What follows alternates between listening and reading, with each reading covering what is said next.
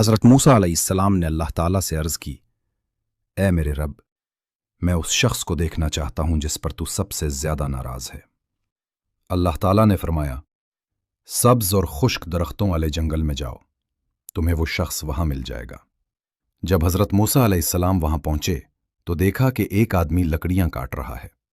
حضرت موسیٰ علیہ السلام نے دل میں سوچا، یہ وہی بدنصیب شخص ہے جس پر اللہ سب سے زیادہ ناراض ہے۔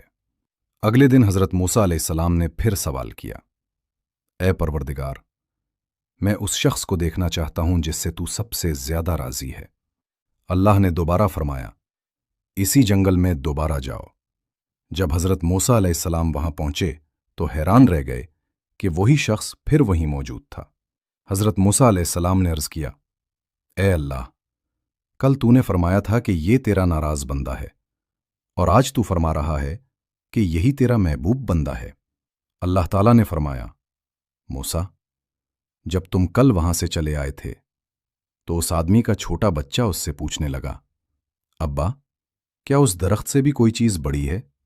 اس آدمی نے جواب دیا، ہاں بیٹا، میرے گناہ اس درخت سے بھی بڑے ہیں۔ پھر بچے نے پوچھا، تو کیا آپ کے گناہوں سے بھی کوئی چیز بڑی ہے؟